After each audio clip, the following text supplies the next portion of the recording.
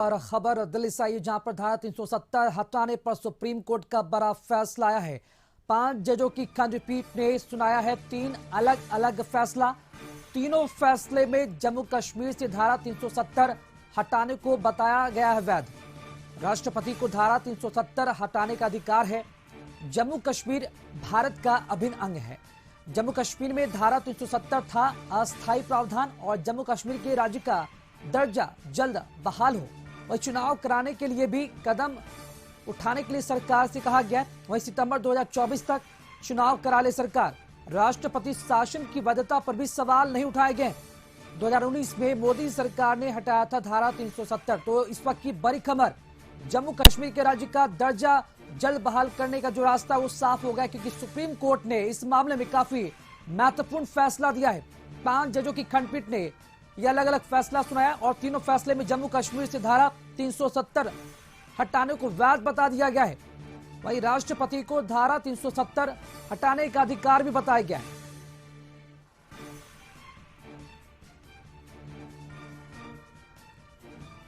और इस पूरी खबर पर अधिक जानकारी देने के लिए दिल्ली से संवाददाता रवि जुड़ चुके हैं। रवि, सुप्रीम कोर्ट का काफी और बहुत ही महत्वपूर्ण ये फैसला है धारा 370 को लेकर, क्या पूरा अपडेट है इस पूरी खबर को लेकर? रवि, सबसे बड़ी बात है कि सरकार को एक बड़ी सफलता मिली है जम्मू कश्मीर को और भारत के साथ एक मजबूत व्यवस्था देने के लिए। मुख्य रूप से कोर्ट ने जो डिसीजन दिया, जम्मू कश्मीर में 30 सितंबर 2024 तक चुनाव कराने को लेकर सुप्रीम कोर्ट ने कहा कि जम्मू कश्मीर को राज्य का दर्जा जितनी जल्दी हो सके दिया जाए और वहीं चुनाव कराए जाएं। जम्मू कश्मीर में 30 सितंबर 2024 तक चुनाव हो और जल्द से जल्द स्टेटहुड वापस किया जाए। लद्दाख को केंद्र शासित प्रदेश यूटीआई बनाने का फैसला सुप्रीम कोर्ट ने बरकरार रखा है और राष्ट्रपति का जो अधिकार है उसको भी उन्होंने सही माना और सरकार जो 370 हटाई है उसको भी उन्होंने सही माना है। लेकिन सबसे बड़ी बात है, सरकार के ऊपर बड़ी जिम्मेदारी है कि नियत समय के अंदर जम्मू कश्मीर में चुनाव कराया जाए। ये सरकार के लिए बड़ा चैलेंज होगा। बाकी जो रोक लगाने की बात थी और 370-35 से हटाए जाने के विरोध में जो याचिका लगाई गई थी उनके लिए ये बड़ा धक्का लगा है, लेकिन सरकार सफल हुई है। जी चलिए, बहुत शुक्रिया रवि, आप बने रहे हमारे साथ। फिलहाल इस पूरे खबर पर अधिक जो जानकारी लेने के लिए हम रांची रुक करेंगे अपने संवाददाता कुंदन के पास, जो इस वक्त हमारे साथ फोन लाइन से जुड़े हुए हैं। कुंदन, धारा 370 को लेकर, जम्मू कश्मीर को लेकर जो फैसला है काफी महत्वपूर्ण बताया गया। अब सरकार की जिम्मेवारी है, केंद्र सरकार की जिम्मेवारी और भी बढ़ गई, क्योंकि वहां पर अब चुनाव कराने का भी जो रास्ता वो साफ हो गया है। जानना चाहेंगे क्या लगता है, केंद्र सरकार की तरफ से बड़ी जिम्मेवारी आई है और इस पूरे प्रकरण को लेकर केंद्र सरकार अपनी जवाबदेही किस तरह तय करेगी, गतिविधियां और कितनी तेज देखने को मिलेगी आने वाले दिनों में? यह बिल्कुल जिस तरीके से धारा 370 को लेकर जो है वहाँ बना हुआ था, ये मतलब हटाया जाएगा या फिर नहीं हटाया जाएगा, इसको लेकर जो है आए दिन जो है कयास लगते जा रहे थे।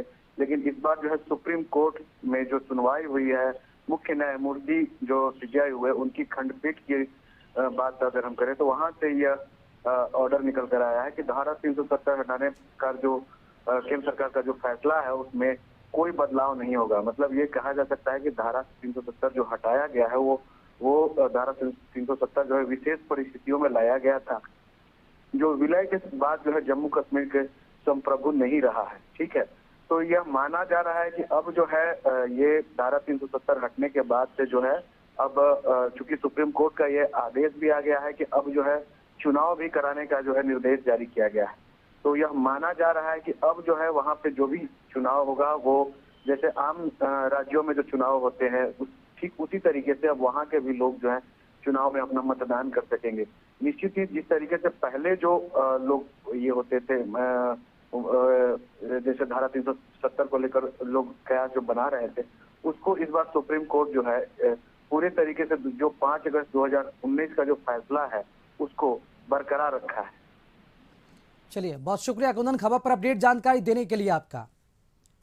और चलिए इस पूरी खबर पर नजर बना रखे हैं हमारे संपादक अशोक मिश्र जी। अशोक मिश्र जी, ये बहुत ही बड़ी खबर है। लोकसभा चुनाव से पहले अगर धारा 370 को लेकर सुप्रीम कोर्ट ने यह फैसला दिया है, तो इस फैसले का जो तमाम जो प्रभाव है वो देखने को मिलेगा पूरे देश भर में। क्या लगता है कि जो जिम्मेदारी है केंद्र सरकार की और कितनी बढ़ गई है, और क्या लगता है इसका कितना बड़ा असर देखने को मिलेगा? बिल्कुल, देखिए केंद्र सरकार ने विधेयक लाकर 370 को समाप्त किया था और उसकी वैधता को चुनौती दी गई थी कि कहा गया था कि राष्ट्रपति को ये अधिकार नहीं है कि वो 370 को समाप्त करे। इस पर मुख्य न्यायाधीश की अध्यक्षता में 5 जजों की पीठ ने इस पर फैसला लिया और 5 के अलग अलग फैसले थे, लेकिन एक बात पर सारी सहमति बनी हुई थी कि ये जो 370 धारा हटाया गया ये बिल्कुल वैध है।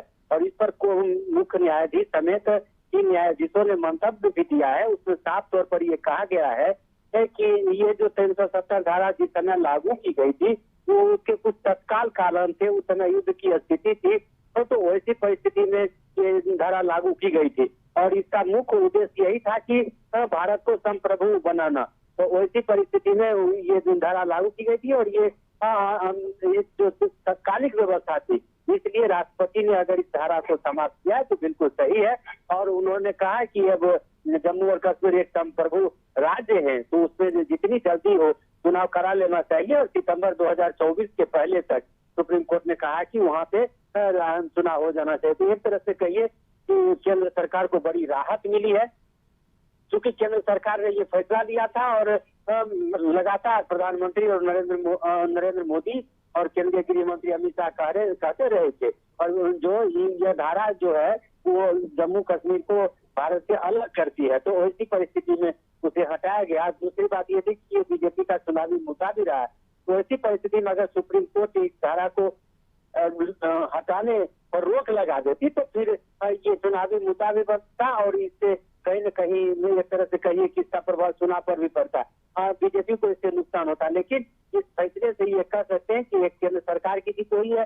बीजेपी का जो चुनावी एजेंडा है उस एजेंडे को लेकर के भी ये समूचे देश में जाएगी बीजेपी, तो इसका राजनीतिक लाभ भी देने की कोशिश करेगी। लेकिन ये तो राजनीतिक बातें हुई, जो कानूनी पहलू है उस कानूनी पहलू के मुताबिक ये कह सकते हैं कि केंद्र सरकार ने जो फैसला लिया है उस फैसले पर सुप्रीम कोर्ट ने भी मुहर लगा दी। जी अशोक मिश्र जी, चूंकि काफी ऐतिहासिक फैसला है जम्मू कश्मीर को लेकर, धारा 370 को लेकर जो सुप्रीम कोर्ट ने फैसला दिया है, और इस फैसले का न सिर्फ केंद्र सरकार को बल्कि पूरे देश के लोगों को इंतजार था कि आखिर ये फैसला कब आएगा, जिसके बाद कहीं ना कहीं चुनाव कराने का जो रास्ता है वो साफ भी कर दिया गया। तो क्या लगता है अगले साल लोकसभा चुनाव है और जम्मू कश्मीर में भी चुनाव कराने को लेकर जो निर्देश है वो जारी कर दिए गए, तो क्या लगता है केंद्र सरकार की जो नियम है, जो गतिविधियां हैं, कब तक अब तेज हो जाएगी और क्या लगता है कि चुनाव कब तक करा लिए जाएंगे जम्मू कश्मीर को लेकर? देखिए, सुप्रीम कोर्ट ने समय सीमा भी एक तरह से निर्धारित कर दी। उसने कहा है कि सितंबर 2024 से पहले ये चुनाव करा लेना चाहिए। अब यह केंद्र सरकार पर निर्भर करता है कि जम्मू कश्मीर विधानसभा के चुनाव कब हो, क्योंकि लोकसभा का चुनाव तो होना है। तो ऐसी परिस्थिति में केंद्र सरकार चाहे कि लोकसभा विधानसभा का भी चुनाव अगर साथ ही साथ हो, क्योंकि केंद्र सरकार चाहती भी है कि लोकसभा और विधानसभा के चुनाव एक साथ होने चाहिए। तो ऐसी परिस्थिति में अगर लोकसभा चुनाव के साथ ही विधानसभा का चुनाव वही केंद्र सरकार या निर्वाचन आयोग करा ले तो कोई आश्चर्य की बात नहीं है। लेकिन इतना जरूर कर सकते हैं कि जो समय सीमा दी है सुप्रीम कोर्ट ने, उस समय सीमा के अंदर ही उम्मीद की जानी चाहिए कि केंद्र सरकार ये फैसला लेगी और वहां पे चुनाव हो जाएंगे, यानी कि विधिवत वहां की जनता के द्वारा चुने हुए प्रतिनिधि फिर सत्ता संभालेंगे और विधानसभा फिर से अपने पुराने स्वरूप में आ जाएगा। जी चलिए, बहुत शुक्रिया अशोक मिश्र जी, खबर पर पूरी जानकारी देने के लिए आपका।